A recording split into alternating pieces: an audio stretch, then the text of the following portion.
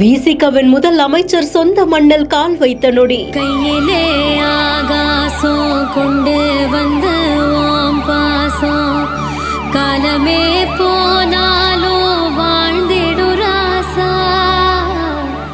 கண்ணிலே நீராட கஞ்சனலோ போராட. பிறந்த கிராமத்துக்கு கான்வாய் புடை சூழ இப்படி ஒரு என்ட்ரியா?